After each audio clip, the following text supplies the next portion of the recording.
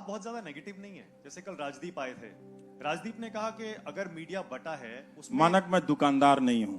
हाँ। आप जिनका नाम लेकर आए हैं वो मैं बैलेंसवादी नहीं हूं। इस वक्त भारत का मीडिया भारत के अर्जित लोकतंत्र की हत्या कर रहा है। समझ रहे हो?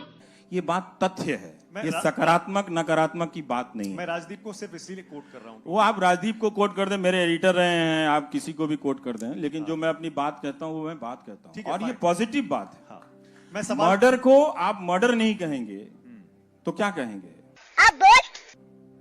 नहीं, वो ठीक है। मैं सवाल पे आ रहा हूँ। सवाल मेरा ये था, जैसे राजदीप को और बहुत सारे लोगों को भी ऐसा लगता है कि मीडिया के बंटने के लिए दोनों पक्ष जिम्मेदार हैं। कोई एक बिल्कुल पक्ष- गलत बात है, कोई एक इसमें पक्ष कोई जिम्मेदार संतुलन नहीं है।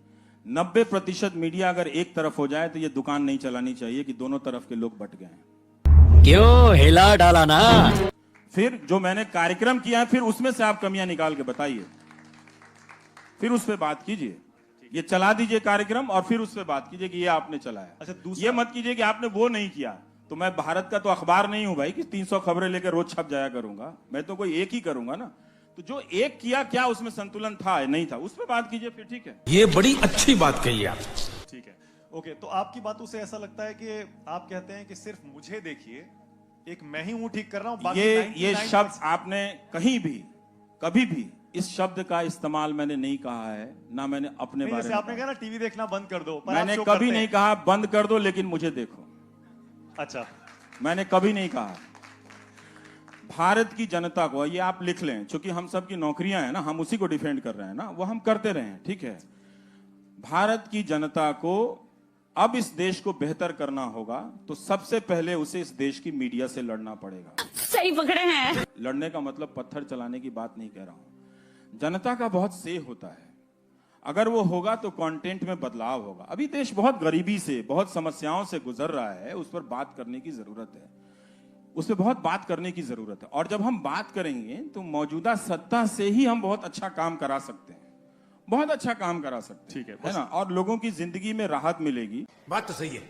जब मैं नौकरी सीरीज कर रहा था, आप कभी जिंदगी में नहीं कर पाएंगे, दुनिया का कोई प्राइम टाइम का एंकर 8 महीना जो नौकरी सीरीज नहीं कर पाएगा कहीं भी। आप इतिहास हो कहीं टेलीविजन के इतिहास में, अब टेलीविजन का इतिहास 100 साल से ज्यादा, मुझे बता दीजिए, बताइए आपने कभी किसी प्राइम टाइम को, सुकेश आप बता सकते हैं कि कभी देखा है नौकरी सीरीज करते हुए? 1 लाख से ज्यादा लोगों को लेटर मिला।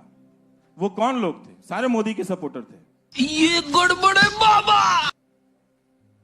और वो जब आए तो उन्होंने कहा कि ये मीडिया बिक गया है, हम आपके पास आए हैं। उन्होंने मुझसे झूठ नहीं बोला, उन्होंने कहा हम मोदी जी के सपोर्टर हैं, लेकिन हम चाहते हैं आप मेरी आवाज उठाएं। मैंने कहा आपकी कहानी सही होनी चाहिए, बस किसके सपोर्टर है, मेरा उसमें बिजनेस नहीं है। ओके। बस एक चीज और है, जैसे आपने कहा कि आपको 1 मिलियन लोग देखते हैं, वाकई आपकी बहुत फैन फॉलोइंग है, बहुत लोग देखते हैं आप, अरे कहना क्या चाहते हो? लेकिन बाकी लोगों को आप डिसमिस क्यों कर रहे हैं? उनको भी उसी यूट्यूब पर मिलियंस ऑफ मिलियंस आप तुलना कर लीजिए। नहीं, तुलना नहीं, वैसे वो बता जरूर उनको, मैंने ये भी कहा कि सारी दुनिया मुझे नहीं देखेगी। नहीं, आपने कहा ना लेकिन- टीआरपी आती है तो वो गलत है, हाँ। उसको नहीं मानते, पर यूट्यूब पे नहीं उसी मानता। उसी प्लेटफॉर्म मैंने पे उसको एक उदाहरण दिया है कि ऐसा नहीं है कि लोग मुझे नहीं देखते हैं, ठीक है। ऐसा नहीं है कि लोग मुझे नहीं देखते, मुझे भी देखते हैं। यही नहीं, अभी और सुनिए। और मैंने संदीप से ये भी कहा कि और ये कभी भी मुमकिन नहीं होगा कि सारे लोग मुझे देखें, हो ही नहीं सकता, और ऐसा होना भी नहीं चाहिए। हर दर्शक को कम से कम 3-4 मल्टीपल सोर्सेज जाकर देखने चाहिए। आज के समय में अगर आप दर्शक हैं, सूचना को महत्व देते हैं, तो कम से कम 3-4 सोर्सेज को देखिए, अगर आप देख रहे हैं तो। और आप क्या देख रहे हैं इसका फैसला गंभीरता से करना पड़ेगा आपको। आप इस तरह से मजाक नहीं कर सकते। टीवी देखना कोई फुटबॉल देखना नहीं है। गजब बेइज्जती है। फुटबॉल कहीं कहीं ज्यादा जिम्मेदारी से देखते हैं। आप उस टीम को देखते हैं जो वाकई खेल रही होती है। अंत में आप देखते देखते वहां ट्रांसफॉर्म कर जाते हैं ना, कि आपका लेना देना तो है नहीं ब्राजील की टीम से, लेकिन आप क्यों उसमें ट्रांसफॉर्म कर जाते हैं। हमारे यहाँ मनोरंजन भारती 4 क्लबों का नाम लेते रहते हैं कि ये बहुत अच्छा खेला, वो खेला। उनके गांव के तो खिलाड़ी हैं नहीं वो लोग, तो इसका मतलब है कि वो खेल में चले गए, अब उस खेल का वो मजा लेने लगे हैं उसको लेके। तो हमें वो चीज देखना चाहिए। स्टार्ट करो। जी एक और सवाल रवि लेते हैं। सर, आप मेरा सवाल आपसे ये है कि आपने अभी क्या कहा कि आईटी सेल वालों को बुलाते हैं, बिजनेस करते हैं।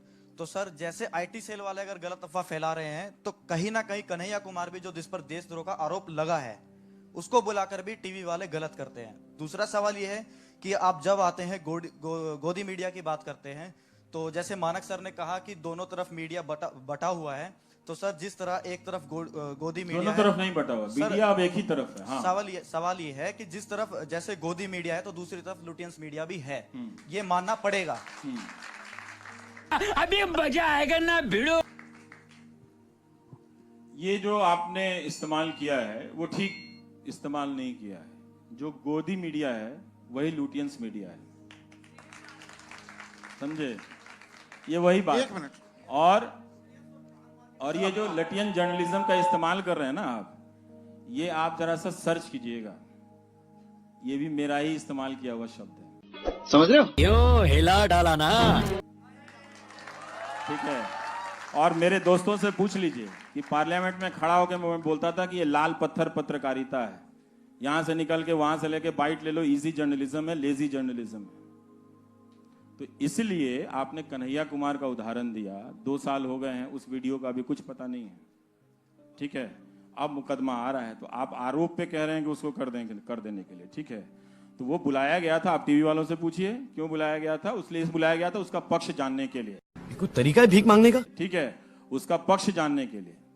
अगर कोई नारा लगा देने से इस देश में सुप्रीम कोर्ट का कानून भी तो है, देश का कानून भी है, वो देशद्रोही नहीं हो जाता। वो नहीं होता तब भी लोग उसको देशद्रोही कह रहे हैं। नहीं, यहाँ पर भी रमेश एक और दिक्कत हो गई है। ये राजद्रोह और देशद्रोह में फर्क ही मिट गया है। आप सरकार के खिलाफ आवाज उठाएं, राजद्रोह कर रहे हैं, आप देशद्रोह नहीं कर रहे हैं, पर ये अंतर मिट चुका है आज की तारीख में। मतलब अब तो आज का अगर माहौल होता तो लोग इमरजेंसी के समय सुप्रीम कोर्ट जिस तरह से झुक गया था उसकी आलोचना ही नहीं कर पाते। आज का अगर माहौल होता तो, लेकिन तब आलोचना हुई थी। खन्ना साहब एक जज थे जो खड़े हुए, तो उनका इतिहास में नाम है ना, इसीलिए चीफ जस्टिस नहीं बन पाए, इसीलिए चीफ जस्टिस नहीं बन पाए क्योंकि वो खड़े इसलिए नहीं बन पाए। हाँ। लेकिन तब लोगों की निगाह थी कि सुप्रीम कोर्ट में कुछ गलत हुआ है, और आज जनता चली आती है कि आप क्यों बोल रहे हैं। तो जब सोशल ऑर्डर खत्म हो जाएगा दोस्त, तो फिर आप एक जर्नलिस्ट के रूप में परफॉर्म नहीं कर पाओगे। ये बड़ी अच्छी बात कही आप। एक और सवाल लेते हैं जी।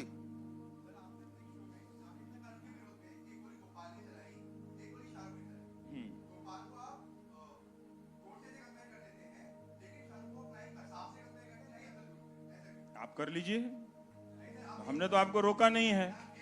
ऐसा है, उसका कॉन्टेक्स्ट है, मैं बताता हूं उसका कॉन्टेक्स्ट है। वो गोली 30 जनवरी को चला रहा था। 30 जनवरी का दिन जानते हैं आप कौन सा दिन है? ठीक है, तो उसका एक कॉन्टेक्स्ट है। अगर आप इस बाइनरी में खेल खेलना चाहते हैं तब तो आप उस प्रोपेगेंडा के शिकार हो चुके हैं ना। सही पकड़े हैं।